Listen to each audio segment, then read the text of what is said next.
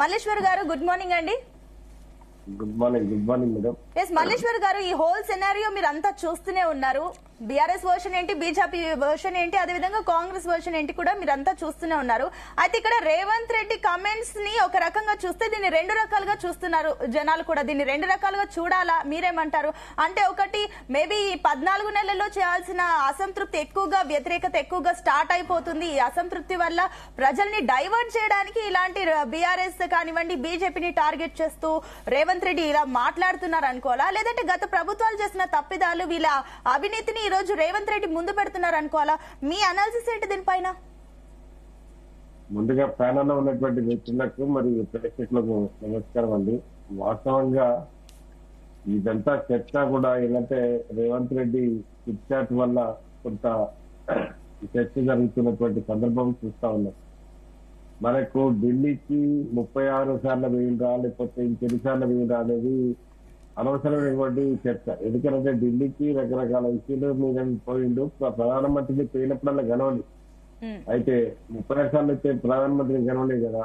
కాకపోతే ఇక్కడ జరిగినది ఏంటంటే ప్రధానమంత్రి తోటి ఉన్నటువంటి సఖ్యత ఉన్నటువంటి క్రమంలో, కొంత అప్పీల్ చేస్తున్నటువంటి క్రమంలో ప్రధానమంత్రి చూసే విధానం మాత్రము గత ప్రభుత్వంలో చూసినట్టే చూస్తా ఉన్నది. ఎందుకంటే బీజేపీ ఇతర ప్రభుత్వం లాగానే రేవంత్ రెడ్డి ఎంత దగ్గరైనా, రేవంత్ రెడ్డి ఎంత తగ్గినా కూడా మోడీ కొంత చూసే విధానంలో కేసీఆర్ చూసినట్టే ఇక్కడ రేవంత్ కూడా చూస్తా ఉన్నట్టు మనకు అవపడతా ఉన్నది. ఎందుకంటే 14 నెలల పాలనలో ఇప్పటి వరకు ఒక్క ప్రాజెక్టు కూడా సపోర్ట్ చేస్తామని హామీ ఇచ్చినటువంటి పరిస్థితి లేదు, నిధులు రిలీజ్ చేసినటువంటి పరిస్థితి లేదు. దానికి ప్రధాన కారణం ఏంటి అంటే బీజేపీ డబుల్ ఇంజన్ సర్కారు కోరుకుంటుంది కనుక కేసీఆర్ ను ఏ రకంగా అయితే బదనాం చేసిందో, ఎందుకంటే మమ్మల్ని అసలు నిధులే అడగలేదు, మేము ఇవ్వలేదు అని చాలాసార్లు చెప్పింది. ఇప్పుడు రేవంత్ రెడ్డి గారు అడిగితే కూడా ఇచ్చే పరిస్థితి లేదు. ఎందుకంటే ఇక్కడ రేవంత్ రెడ్డి ఫెయిల్ అయితే నెక్స్ట్ ఆల్టర్నేటివ్ ఏంటంటే బీజేపీకి అవకాశం దొరుకుతుంది అనేది ఒక రాజకీయ దురాలోచనతో కొంత ఈ జరుగుతున్నట్టు మనం చూస్తా ఉన్నాం. ఇక్కడ మనకు ప్రధానంగా రేవంత్ రెడ్డి గారు చెప్పిన, ఇక్కడ లోకల్ లీడర్లు బీఆర్ఎస్ చెప్పినా ఎవరు చెప్పినా జరిగేదైతే బీజేపీ ఆలోచన దక్షిణాదిలో బాగా వేయాలనే బలమైనటువంటి సంకల్పం నెరవేర్చుకోవడానికి కొరకు ఇప్పుడు జరుగుతున్నటువంటి తతంగం మనకు అవపడతా ఉన్నాయి. మనకు నిన్న రేవంత్ రెడ్డి గారు 5 ప్రాజెక్టులు పెట్టారు. 5 ప్రాజెక్టులలో ఒకటి మూసి, త్రిపులారు, తర్వాత మనకు ఇంకా ఏంటంటే మెట్రో. ఇప్పుడు ఇవన్నీ పెట్టినట్లే మనకు నేను ఒక సందర్భంలో మోడీ గారు ఏం చెప్పిందట అంటే మనకు ఏది పిఎం ఏది ప్రధానమంత్రి సంబంధించిన వసతి యోజనకు సంబంధించి 76,000 ఇల్లు ఇస్తే కేసీఆర్ దాన్ని వాడుకోలేదు, దానికి కేటాయించకుండా ఫండ్స్ మేము కేటాయించినటువంటి నిధులను రిటర్న్ చేసిందో అని చెప్పి చెప్తా ఉన్నాను. అంటే అంతకు ముందు ఏం చెప్పారంటే మేము అసలు ఇక్కడ ఈయన ఖచ్చితంగా ఇళ్ళని బీజేపీ డమ్మాచారం చేసినటువంటి సందర్భం చూస్తున్నాం. ఇక్కడ మనం ఇదంతా ఏంటంటే ఒక రాజకీయ ఎత్తుకథలో భాగంగా ఆయన ఇస్తే తీసుకోలేదని సీఎంఏ మనకి ప్రధానమంత్రి గారే స్వయంగా చెప్తా ఉన్నారు.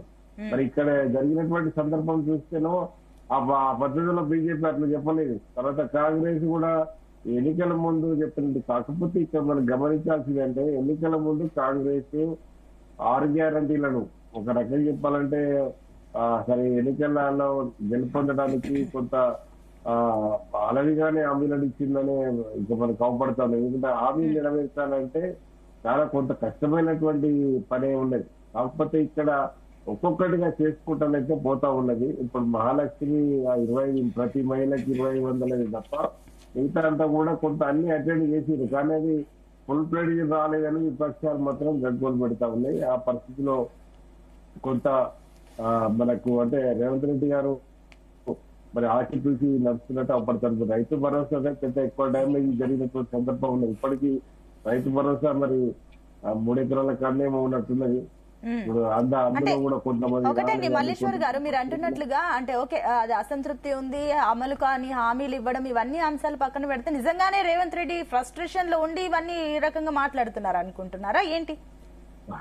ఫ్రస్ట్రేషన్ ఆయనకి ఎందుకు ఉంటదండి? ఫ్రస్ట్రేషన్ ఏముండదు, కానీ మాకు సపోర్ట్ గా వీళ్ళు ఇప్పుడు ఇప్పుడు సీఎం గారు ఒక సంకల్పంతో ముందుకు తీసుకుపోతున్నప్పుడు కేంద్రంలో ఉన్నటువంటి అధికారంలో ఉన్నటువంటి వాళ్ళు ఇక్కడ లోకల్లో కూడా సంజయ్ తర్వాత కిషన్ రెడ్డి కూడా ఉన్నాడు, మాకు సహకరిస్తలేరు. వాళ్ళు మాట్లాడిన మాటలతోటి అది బీఆర్ఎస్ అనుకూలంగా మారుతున్నాయి అనే దాని మీద కొంత మనకు ఆ ఫ్రస్ట్రేషన్ తప్ప వేరే ఏముంటది ఆయనకి పర్సనల్ గా అది కొంత అవపడతా ఉంది. కేంద్ర మంత్రులకు ఉండే యాక్సెస్ వేరే ఉంటుంది అని చెప్పేసి అంటుంది బీజేపీ వర్షన్ కూడా. సీఎం కి ఇంత యాక్సెస్ ఉన్నప్పుడు కేంద్ర మంత్రులతో అవసరం ఏంటి అనేది కూడా బీజేపీ వర్షన్. దీనికి ఏమంటారు?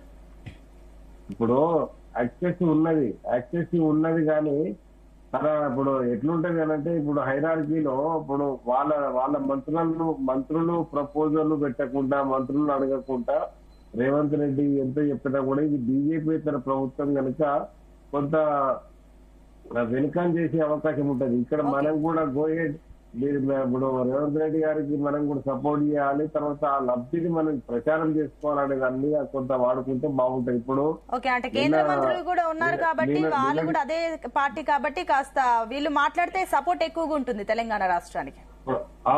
పక్క అది 100% ఉంటాయి. ఇప్పుడు నేను రేవంత్ రెడ్డి గారు ఏంటంటే నాకు పేరు వస్తుందని మీకు అనిపిస్తే మీరు పని చేసి ఆ పేరును మీరు చాలా విస్తృత ప్రచారం చేసుకోండి.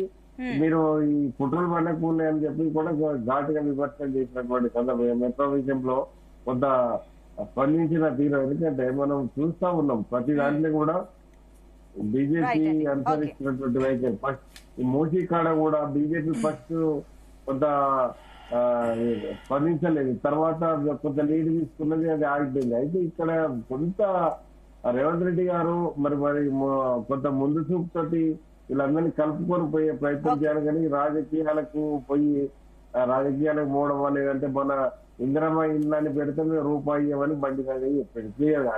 అంటే ఇక్కడ ఏం కదంటే ఇప్పుడు వాళ్ళకు మీకు సంబంధించిన అంటే ఈ క్రెడిట్ కాంగ్రెస్ కు వస్తుంది అని ఎవరికైనా సహజమే కదా. బీజేపీకి ఉంటుంది, అటు బీఆర్ఎస్ కి ఉంటుంది. ఇప్పుడు బీఆర్ఎస్ ను ఫెయిల్యూర్స్ చూపెట్టి ఇద్దరు రెండు పార్టీలు కూడా చూపెట్టినప్పుడు మళ్ళీ బీఆర్ఎస్ మద్దతు అవసరం లేదు, బీఆర్ఎస్ చేయాల్సిన అంటే ఏంటంటే ప్రజల పక్షాన నిలిచి ప్రజలకు అండగా నిలిస్తే కొంత ఇప్పుడు కాకపోయినా ఇంకెప్పుడైనా భవిష్యత్తులో వాళ్ళని నమ్మే అవకాశం ఉంటుంది. ఇప్పుడు బీఆర్ఎస్ చేతులు ఏముంటదండి? రైట్ అండి, ఓకే అండి. ఎస్ లింగం యాదవ్ గారు, సో మీరు ఇప్పుడు ఇందాక మరి బీజేపీ వర్షన్ విన్నారు అండ్ అదే విధంగా సతీష్ గారు చెప్పిన అంశాలు కూడా విన్నారు. కేవలం బీఆర్ఎస్ పైన కక్షపూరిత చర్యలు మాత్రమే దిగింది కాంగ్రెస్ అంటూ వాళ్ళు అంటున్నారు. అండ్ బీజేపీ కూడా ఇదంతా రేవంత్ రెడ్డి చేతకాని పాలన వల్ల ఇప్పుడు ఇవన్నీ ఫ్రస్ట్రేషన్ తో మాట్లాడుతున్న మాటలు అని చెప్పేసి అంటున్నారు. అండ్ కాళేశ్వరం విషయంలో కూడా ఇవన్నీ అవినీతి ఇవన్నీ జరిగాయి, అసలు మీరు సరిగా దీనిపైన ఒక హోంవర్క్ చేయట్లేదు అని చెప్పేసి కాంగ్రెస్ ని అంటున్నారు. సో దీనికి ఏమంటారు? అండ్ ఇంకొకటి, ఇందాక మన అమర్నాథ్ గారు చెప్పిన అంశాన్ని ఇంకొకసారి ఇండెప్త్ గా చూస్తే ఈ కాళేశ్వరం విషయంలోనే రాజలింగం అంటే ఆయన రాజలింగమూర్తి ఆయన మర్డర్ కేసులో ఆయన వేసిన కేసులలో కేటీఆర్ పైన వేశాడు, హరీష్ రావు పైన వేశాడు, ఫైన్ అంతా బానే ఉంది. నెక్స్ట్ డే విచారణ అంటే ఈ రోజు మర్డర్ అయింది. కానీ అందులో రాజలింగమూర్తి కేసు వేసిన విషయంలో కూడా ఇక్కడ మేఘా కృష్ణారెడ్డి కూడా ఉన్నారు, కానీ ఆయన కాంగ్రెస్ లో జాయిన్ అయ్యారని చెప్పేసి ఊహాగానాలు ఉన్నాయి. అండ్ ఈయన అవినీతి జరిగింది ఇది అన్నది మాత్రం ఎక్కడ తెరపైకి రావట్లేదు, అసలు మేఘా కృష్ణారెడ్డి పేరే రావట్లేదు. దీనికేమంటారు? అంటే మీరు ఇంత చిత్తశుద్ధితో కేటీఆర్ హరీష్ రావు కాళేశ్వరం విషయంలో అంటున్నారు కదా, రాజలింగమూర్తి కేసు వేసిన వ్యక్తుల్లో ఈయన కూడా ఉన్నారు కదా, మరి ఈయన గురించి ఎందుకు తెరపైకి రావట్లేదు ఈ పేరు? కాంగ్రెస్ ఎందుకు ఈ పేరుని హైడ్ చేస్తుంది?